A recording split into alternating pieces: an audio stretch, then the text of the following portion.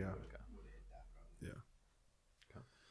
So the other day I was at a hotel and I came across this article in the newspaper, and it said how Gen Z is finding new ways to travel, and it caught my attention that Gen Z is affecting a lot more than we think, and so I think that's going to be a great conversation today. Um, Boston, it's good to have you on GodQuest, and you are married, Haley. You have two kids, Echo and Yale. How old are they? 2 and months. Which means very little sleep. No sleep. That's whatever that means. The no sleep stage still. And you are the youth pastor at the Rock Church and doing an outstanding job, as well as a church planter. Talk about your church. Where's your church at? My church is in Cameron Park. Which is where? It's in the foothills of the Sierras. Okay. It's beautiful. You should all move there. And this is not your first church plant. No, sir. This is my second. Where was that? We started a church in Dixon, California, and then after about a year, we moved to Winters, California, where the church is now pastored by Cesar Lua. Yeah, it's doing outstanding. I was just there the other day, proud of the Lua family doing an amazing job. And so I want to get into what you're diving into right now as youth pastor, as well as church planter, and some unique things I want to get into related to church planting and youth ministry, because you're kind of doing something pretty cool. We'll talk about that. You have a master's degree from Wilson University, and you are nearing the end zone of a doctorate from, where's your doctorate from? My doctorate is from Corban University in Salem, Oregon. Okay. And my dissertation that I am drowning in at the moment, my dissertation, the topic is Gen Z and leadership, but specifically integrating Gen Z into the leadership of the Rock Church would be the case study, but then the actual focus is Gen Z. So when you say integration, what does that look like? What led you to take a dissertation to that level? So what led me to go for a dissertation in Gen Z, essentially. That's kind of the overall subject is I'm studying Gen Z for my doctorate. So the reason I'm focused on Gen Z is because if you go to a conference or anything, everyone keeps talking about millennials, and literally it's a waste of time because millennials were past that generation. That's the generation gone by. The majority of the population of your city, the majority of the population of America is Gen Z. Okay, when you say the millennial generation and Gen Z, where's the distinction? Is it a hard line or is it kind of foggy? It's kind of foggy, and this is where it gets very, very squishy. Okay. Is even Gen Z, and it's debatable and people will argue whatever, but even Gen Z, there's quite a bit of academic research that Gen Z is the last generation that we can follow the traditional generational metrics, because the world has changed so fast in Gen Z's lifetime that even within generation to generation, there's generations within the generation. So if you're Gen Z pre-iPhone, you grew up in a world vastly different, and you were imprinted by a world vastly different than the world post-iPhone. If you're born, so there's variation in Gen Z. Even within. So where is when you're discussing Gen Z at Corban University, what age group, like what year did that start? So or generally, it would be late 90s would be the. So basically, since 9/11. No, a little bit before. It would be a little before. Okay. Depending on what source, who you're looking at is kind of, but it would be basically the easiest way to say it, instead of getting specific to a year would be who's in your youth group right now. Okay. They're Gen Z. Okay. Okay. You're Gen Z, and then the majority of your new college age students would be Gen Z as well. Okay. So, but okay, the mentality of Gen Z is very different too. So you have to even think there's certain. Do you mean within Gen Z? Within Gen Z. So the reason I want to be uber specific is you have to get uber specific, and you have to keep it vague enough at a meta level that you can, encapsulate the entire Gen Z. But then within Gen Z, you have to focus in on certain time periods within Gen Okay, Z. so let me see if I can unpack that in a way. You have been the youth pastor now here for how many years? 8. 8 years, and then you were on the youth staff for a year, a couple of years before that. 2 or 3. 2 or 3. Okay, so let's make it 13 years. You've been through several cycles from coming out of high school into college. So and now you've got young people in that amount of time who are now married, maybe even having kids that were in that first youth group you had. That would, if they were considered early Gen Zers, now you got a new generation of Gen Zers. Do you see a radical difference in culturally or emotionally? Yeah, emotionally, culturally, everything.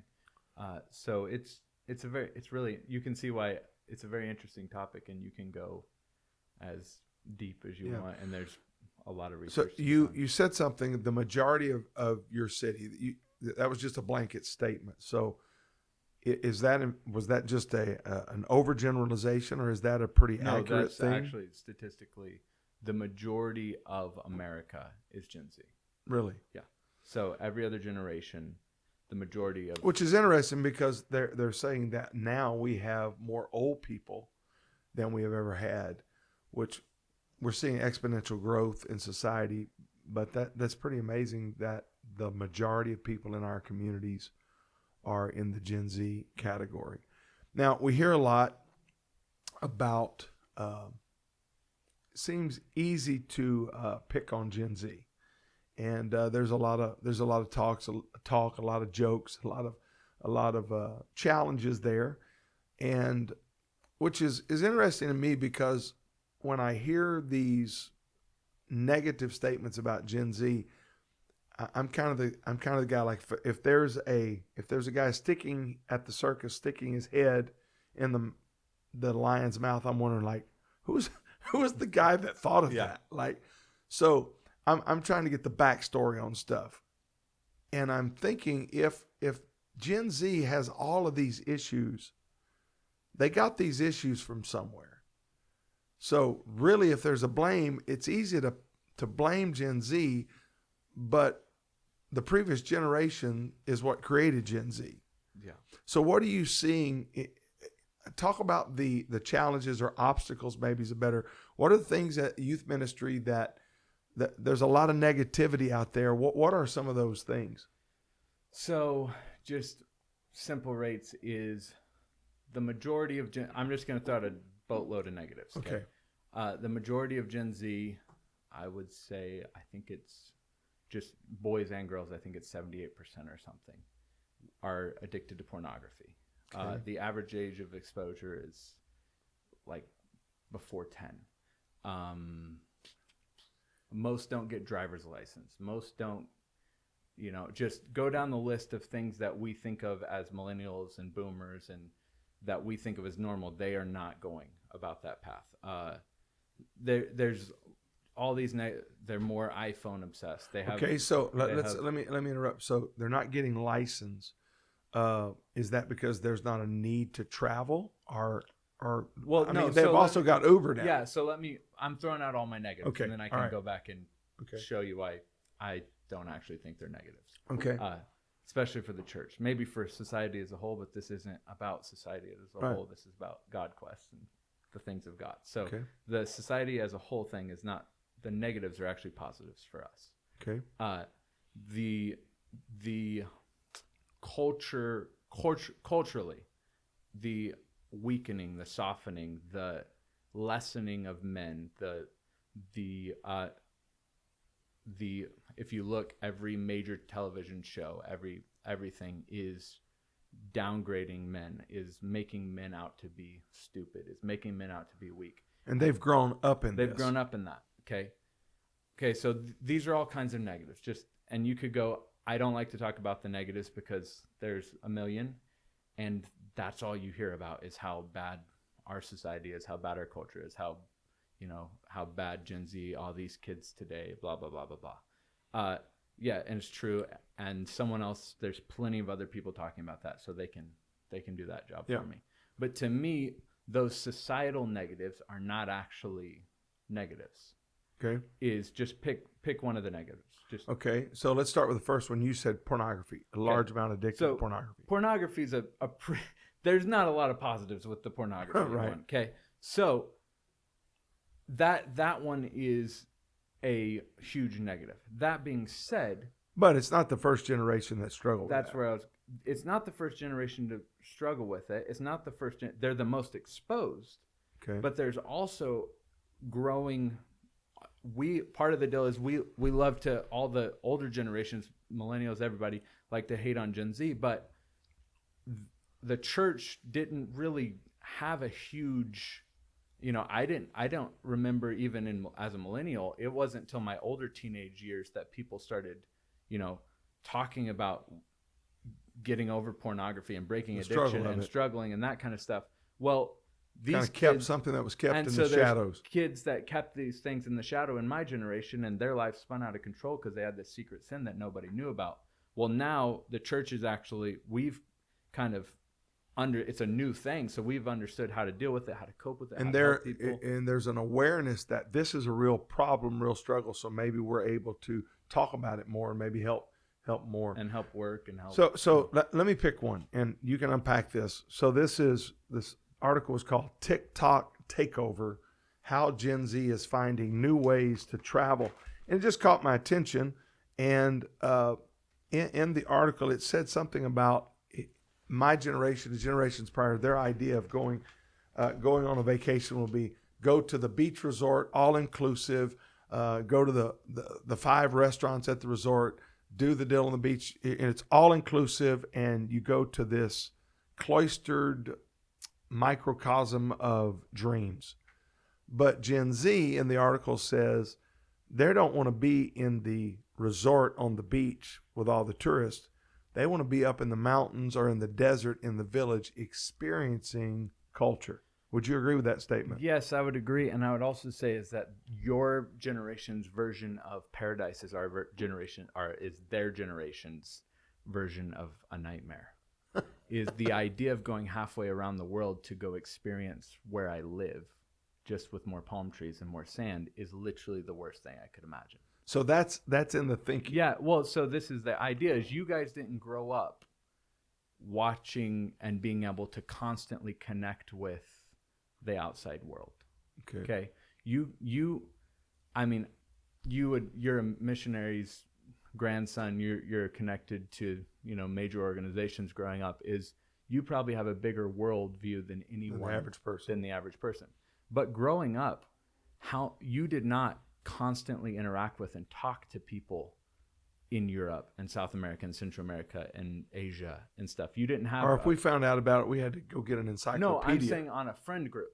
Okay, so you don't. Group. Okay, so this is where it's so different. Is I have friends literally in everywhere from Australia to Central America to Europe to the Middle East that I talk with at least once a week and have relationship and friendship with, and there's connection. At the very least, I follow them on Instagram, they follow me on Instagram, and we're connected. There's a friend group connection. There's a real want to experience, want to connect. It's not just this esoteric Hawaii of our dreams. I can see Hawaii every day, and I can see this coffee shop that this cool person goes to every day in Hawaii. And so even my view about the world, so the world got very small. And they're better informed. Everything isn't so scary just because it's different. Everything, if I'm going to, a foreign country, it's not uncomfortable. I've been looking at it on Instagram. And you can Google all of the issues. Yeah. Yeah. And I can definitely understand that. I remember the days of Rand McNally road maps as an evangelist. I don't even know if you know what that is. There, you would go by at the gas station, you would buy big maps, and you would try and figure out where you were and keep it in the car, keep it between the seat. Now you don't even have to know where you're going. Just follow the magenta line. Yeah. And just go. But it works overseas. Yeah, I've done it in an airplane. That's a whole other story. We'll have to talk about that another time. But I've been overseas, and with my iPhone, even in a country where I don't speak the language, I'm able to follow the magenta line, and it directs me in my language in a foreign country.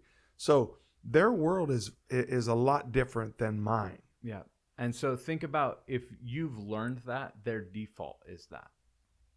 Okay, so you've learned that. So we love to use this when, how can I think the way they thought in the book of Acts? Like we're trying to get into perspective. We're trying to get into the mindset, okay? And so we have to work to get there. But then how sick would it be if we could actually get in the mindset? Like we're trying to find all the cultural things and like, oh, they would read it from this perspective, whatever. Well, that's where me and you as outsiders, I didn't grow up with an iPhone until I was, I had a flip phone was my first one. Okay. So they're growing up where they're constantly connected to the outside world. They constantly have access to unlimited information. They constantly have access to cars. They don't need to drive. Why would you drive? I think you should drive. So I'm not saying you shouldn't drive. This is in their mind. This is in their mind. Why do I need to drive? I could call an Uber. A car costs $5,000 and then I got to pay gas. Well, I just will pay $30 to get around. And you look online, this is one of the big. So does this mean that there's actually a sense of frugality potentially in them? Definitely when compared to millennials. Okay. 100%. Is that data or is that just estimation? No, that's data. Really? That's data.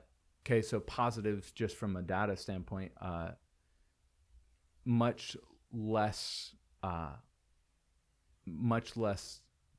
Consumerism would be the wrong word because they consume more media and stuff like that than anyone, but much less. As with millennials, it was bling. It was that. There's a definitely statistically, there's still there's branding is still a part. But branding is a big part, but it's different than just status branding. Okay, so branding is still a part, but it's different than status branding. But so things like complete brain freeze. Go ahead. What was your question? I was asking frugality. Are you seeing? Is that one of the positives? Like you gave the example that we're not. Why would I buy a car? It's going to cost me $30,000 when I can just Uber for $10 to cross town. So yes, it's not frugality necessarily. What it really is, they're a lot more. They've been so culturally. Think Gen Z, 9/11, 2008 crisis. Okay, so those things are imprinting. Those things are marking. Those are things that they. Okay, so millennials, we grew up when it was just gravy. I was, 18 or 16. I don't even know how old I am. However old I was by the time the 2008 crisis hit. I had already, my identity as a human being was already well set on its way. Well, so I have this world of surplus, world of ease, worlds of, And then that drastically changed. And then everything changes in 2008 for me. Well, my childhood years were lived in a very different America than my latter years. For Gen Z, they didn't grow up with national surplus. They didn't grow up with economic freedom in that way. So they do strive for a sense of security a lot more than millennials do. Okay. But they also, this is where it's kind of topsy-turvy, is that why it's, with Gen Z, the one thing you'll notice is everything, there's a very big caveat with what you say. Okay. So they strive for security. Okay. That is 100% true. But then at the same time, the other side of that coin is because of you're the interviewer, but let me ask you a question. Okay. So at 18 years old, who was your biggest financial inspiration or person you looked up to at 18 years old? It's a good question. Or did you have one? I think obviously I'm looking back. I'm 56. At 18, I don't know how big even financial dreams I had, because the world was pretty much limited to the people I knew. Exactly. Or the business people that were in my world. I had no access to media growing up in an apostolic home. Obviously, we didn't have a television, and it was whatever I read about in a book that I went to the library. Whatever I went to the library to get, or I got at school, or whatever mentor. So this generation, I can see, definitely has exposure to a much broader world than mine at this age. Yeah. So at 16 years old, you're looking at 16-year-olds that are making $500,000, and they don't seem any different than you. They don't seem it's not out of the realm of possibility that you could do that. It's not a consumerism per se, but there's this way there's a comparison issue of that's positive or negative, and it's kind of up to the church to how to spin that. And this isn't a cultural, geographically based thing, because the internet is connected whether you're in Tucumcari or Bangladesh or Sacramento, New York, or somewhere in Wisconsin or Idaho. They're getting access to the same amount of information. So where you compared yourself to, if you were trying to be the best basketball player at your school, or the best looking person at your school, or make the most money at your school, okay, that was kind of the height of success. Well, now there's 77,000 influencers that are better than you if you're the best at your school, and so there's a comparison level of it. You could see how it could be a positive is if it's not channeled right, it becomes this weight. Yeah. But if it's channeled right, it becomes impetus of you actually becoming. So if there's all of this ability to tap into influencers or to get information, that means people are stepping into that gap and are influencing and are making disciples, for lack of a better term, followers. To me, I see this, and I'm an immigrant, as they say, to this new world, and I don't know all the paths to go. But it seems like to me, if the world is this connected and Gen Z is this involved, then there can be a real opportunity. So let's move from the obstacles and challenges, the negatives. Let's go to the positive. What does this look like? It seems like, as I was reading the article, there seems to be causality. There's cause.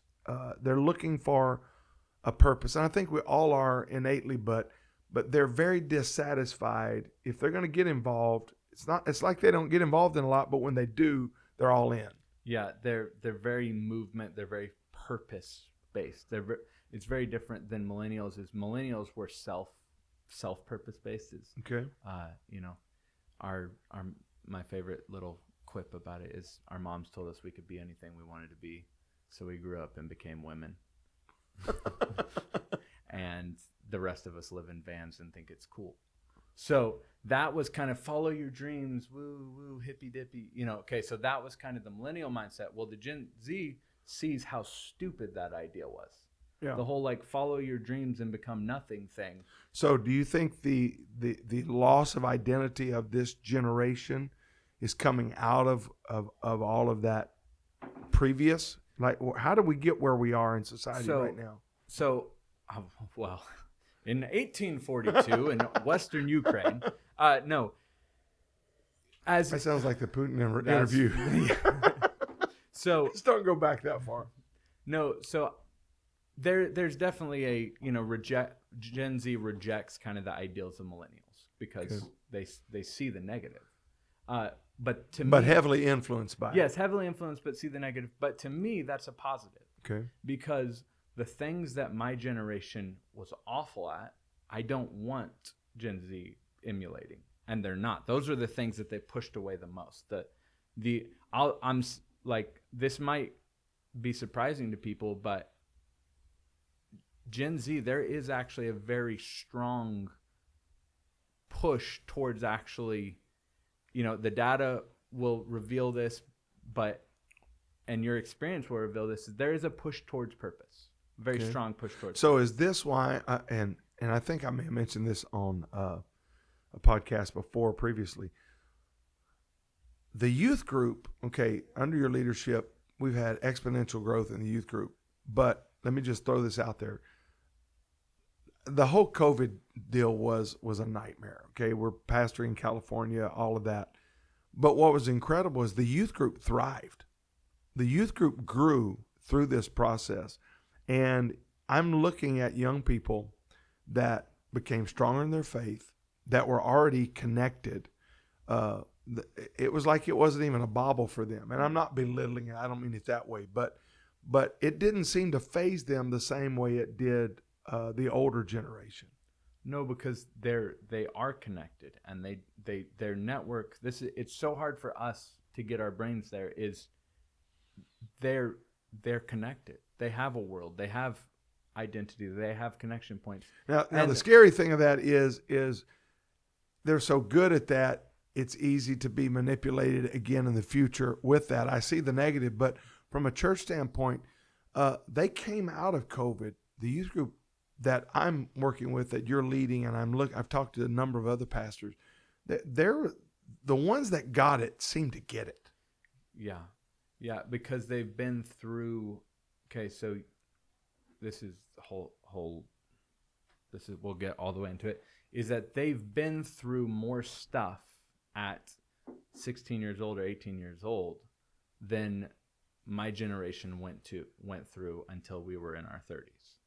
They've been through more stuff at 16 or 18 years old than your generation went through until you were in your 50s or 60s. They're post 9/11. Their world's radically different. Exposed. They've had to deal with the one. Okay, so we're switching from just like general America. We're going church kids.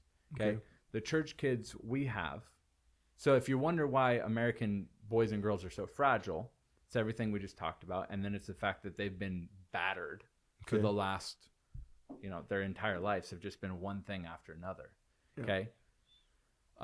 But the kids that are still in church, the kids that the post-COVID Pentecostal kids, apostolic kids, those kids have been exposed to pornography since the time they were 10 years old. They've been through COVID, where they're literally locked in their house. Okay. They've been exposed to unlimited media by a supposed Christian nation. Yeah, that's a joke. Actually, statistically, the largest group of people in America, especially in Gen Z, this is like off the boards, is nuns. Nuns, as in don't identify with anything. On the little dot when you scribble in nun, that's Gen Z are nuns. So what's your religion? Nun. They're nuns. Okay. So that's which is also a plus, because it's a lot easier to teach someone than to unteach them. So we're not having to. They don't identify with faith at all. No. They believe in a God. The majority believe in a God, and they're actually much more spiritual. Yeah, that's why we see the rise of the occult and things of that nature. They're much more spiritual, but they're just not religious, because the church, the American secular church is so, all the gut. Okay, it's also why there's a rise in Islam. Is all the guts is cut out of Christianity, and it's just this weak, limp-wristed, doesn't stand for anything, puny Christendom. Okay, but this is okay. So you see, churches, the evangelical church in America is dying. Yes. And it's weak, and it doesn't actually, you don't have to live anyway. You don't have to be anything. You don't have to any of that kind of stuff. Well, these kids, okay, so I'll go on another tangent for 20 minutes about that, how that's actually the greatest day for us, for the Apostolic Church, is the in a world where everyone is operating at a 4. When in a world, so all these negatives that everyone likes to pick on is, this is for real, is the Gen Z, they've been battered. We're just, right. They've been battered. They've been abused. Their media has constantly just messed with their brains and literally tried to. A nation divided. divided. economic. Okay, The list goes so on. all that's the world that these kids grew up in, 100%. Okay, so there is a level of just kind of off the, just what almost shell shockedness with Gen Z that we all like to preach about and talk about, and okay. And so the operating level of a lot of Gen Z is much lower than it should be. Let's say compared to your generation, let's say you guys were operating, greatest generation's a 10, you guys are like a 7, millennials are a 5. Okay. Let's say Gen Z is operating at a 4 or a 5. Probably a 4 is the realistic as far as efficiency, effectiveness, all that kind of stuff. Well, that's so terrible. In the church, we can just bemoan the weakening of America or the kids of America, whatever. Yeah. Okay. Unless you recognize Pentecost, you're required to be a man or a woman of God. Right. Pentecost preaches purpose above all else. You have a purpose. You have a unique set of skills. You are called for a reason. Every member and minister helping people become. It's everything that we are as apostolics and Pentecostals. And so you come into church and you have to line up. You have to take care of yourself. You have to be a man or woman. It matters how you dress. It matters how you present yourself. It matters your language. It matters that you hold yourself with dignity. And everything you do matters. Well, let's just say there's a kid that's not very bright, doesn't have it all together. In your world, just let's say even intellectually, he's capable of, at his very best, he's a 6. Okay? In your world, he won't be very successful. In this world, just the fact that he gets up and goes to work as a man every day is huge opportunity. It's huge opportunity. Just the fact that he's willing to dress up and put a tie on instead of go lay in his bedroom and watch Netflix. Yeah. That is a man in a world where the bar has never been lower. Is the bar of your generation or the greatest generation? Everybody had to be stinking Nathaniel Wilson to do anything. Well, in this world, the bar is set so low that just being an average it used to be average kid, yeah, to be an apostolic kid, you were like light years ahead in every way. And so it's literally, there's never been a time that I've been more excited about being apostolic Pentecostal, because it's literally, our kids know how. Okay, we have kids right now at campus ministry, little to no training. Okay, if you would have sent millennials to campus ministry with little to no training, we're training them, but we're training them on the job. Okay, but if you would have sent millennials with little to no, if you'd have sent my generation to Sac State for campus ministry with no training, we would have got our heads bashed in. We wouldn't have had the intellectual debate, all this kind of stuff. You have to be prepared. The little to no training, these Gen Z kids are just stepping into it, and they're the ones bashing heads because they're so much elevated, because they're actually disciplined. They actually know, they communication skills, everything. Because kids that are locked on a phone or a computer all day are really, it's one thing to interact on a phone, but it's another thing to interact face to face. And which, we grew up in the day where you answered the phone and had to have a conversation. This generation, if they don't want to take it, they don't answer it. And if it's something I'm going to have to deal with, I'm not going to take it. And so we've learned to distance ourselves from confrontation or communication, whereas a Pentecostal kid's in a constant, faithful environment where they're interacting at church, outside of their computer, outside of their phone. They're in youth camp, they're in youth service, they're in Sunday school. So church is impacting them. So they're learning to communicate where many of their peers are behind a screen and behind a phone. Yeah. There's the communication, the requirements to, like, realistically, if you're an apostolic, you don't just come to church. If you're in the youth group, you're required to do so. You're hopefully helping out with Sunday school or in the choir or doing some sort of ministry. Okay, in this world, just doing one basic little thing like that, you're getting put head and shoulder. The discipline to get up and actually go to church.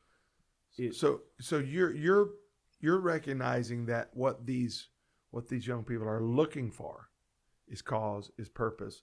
And the thing that wants them to go to the village in the Andes Mountains instead of the Disneyland resort on the beach, they're wanting to go experience it. They want to feel like they make a difference. They want to get out of their little box. And they saw the mountains on their phone or the Netflix video, and now they can walk where the climber went, or they can surf where that, the Nazare, where the world's largest. So they've been, I didn't even know where those places were growing up, but now they've got it at a phone.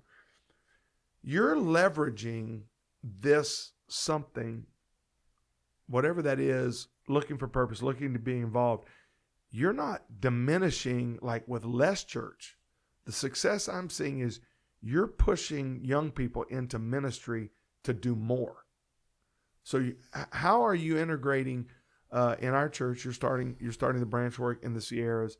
How much emphasis or how much of what you're doing involves Gen Z? So on my team, I think there's only maybe 3 people that are not Gen Z that are building the church. They're the ones doing the work. Right now, we have small groups going. It's four small groups going, and right? Gen Z are teaching all of them.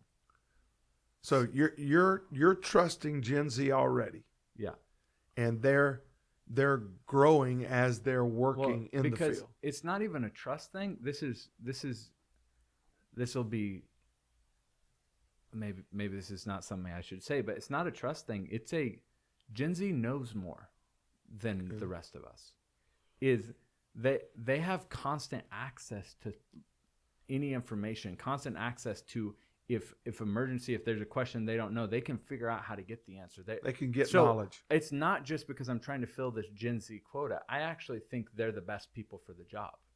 Okay. They have, and this is the thing, is you have these kids that are doing something. And so whereas millennials, we would think of ourselves as, I'll use Colby. Okay, because he's teaching my small group right now.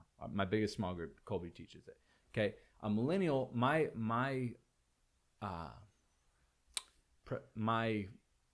inner dialogue, if I go to teach, was, man, there's all these adults here. They're so much older. They're so much smarter than me. They're all this kind of stuff.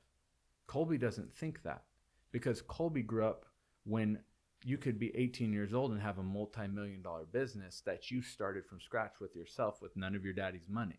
And he's seen you're this 19-year-old chess master that just beat this guy. Okay, so Colby doesn't think of him, despise the youth thing. Colby doesn't do that. The Gen Z don't do that because they've been exposed to, no, I can be a great man or woman at 18 years old. Okay, so he goes out and just boldly does the job. But then at the same time, I'm kind of, if you're listening and you're from Cameron Park, plug your ears. I'm kind of jailbreaking the equation, because there's a little bit of an inspiration factor to these millennials and these middle-aged people and these grandparents, that this 18-year-old kid, this 16-year-old kid is doing this. If this kid can do it. Yeah. So it's kind of working on both ends. I was talking to Ryan Crosley a while back, and he was telling me some of his church is experiencing exponential growth in Hollywood, Miami metro. He was telling me that some of his most effective small group leaders are 16, 17 years old. And he said they take the material, they digest it, they learn it, and then they just go interact and they make it happen. They don't try to preach. They just do the job. They feel like they're fulfilling a purpose. And it's working. The church is growing. You got 4 small groups now. The youth group has doubled, and we're headed into only God knows where this thing goes. So with Gen Z, do the people in your space, is there talk about what's next? Like is there a group after Gen Z, or do we have to live a while and figure that out? No, it's Generation Alpha is the terminology. So that would your kids be Generation Alpha? I think so, yeah. Yeah, they're Generation Alpha, but we don't know a lot about what that's going to be. Exactly what that means. And this is one of my favorite researchers on Gen Z is a guy named Emery White. And one of his big things, and this is why it's debatable within Gen Z study people, but Gen Z is the last true generation because it's speeding up so fast. Okay, so AI, the world changed dramatically. Okay, so what is that? Is that We don't know what that does okay? yet. So how do you compare a kid that grew up with an iPhone? Think about a kid that grew up where an iPhone was revolutionary to a kid that grows up with AI. Okay. It's nothing alike. Okay, that's more different than And growing then up who in World War controls II the AI and shapes what their whole mentality becomes. yeah. So we don't even know where that goes. So yeah, so that's where it's like. Well, it's also why it's important for us to figure out AI and actually be a part of the space instead of just being afraid of it, because we won't get into that. Yeah, I think you're right, because one of the things that I have noticed is, and it was a little while to learn this, is I grew up in the God Bless America days. I remember the Ronald Reagan era. I remember when the space shuttle Challenger blew up. I mean, there's a lot in my memory. When I was born, the Vietnam War was nearing an end. So I've seen a lot in my life, and the world is so vastly different now than when I was a teenager. And there's a part of me that's like, my God, the world's gone to hell in a handbasket, and it's chaos and it's fearful. And I talk to people that it's almost like we wish we could go back to the good old days. And there's a fear, and you talk to people my age, it's, how bad. But when I talk to Gen Z, this is the only world they've ever known. Mm-hmm. And so they're not afraid of whatever this is.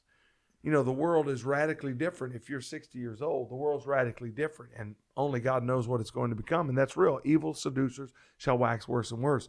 But Gen Z, this is the world they grew up in, and they're not afraid of it. They're functioning. They're living. If we can get them on the purpose and we can get them in the cause, I believe this could be, from an apostolic perspective, the greatest generation. If they buy in, if they get fully acclimated to what it means to be a true apostolic believer, living, walking, being what God's called them to be. And I think you're doing an outstanding job as the pastor of the church. I'm thrilled. I was the youth pastor here many years ago, and I will say, in my number, I've been pastor here since 1998. The youth group is in a place of revival it has never been in. It's growing, it's thriving, it's doing the work of God, and we have part of Gen Z and younger millennials that are working in our branch ministries that are now missionaries. We have Gen Zers, the older part of Gen Zers, that are working as interns on foreign soil. And so they're buying into this dream. We have Gen Zers that are missionaries. Oh, that's right. Yeah. That's right. So this is a new day.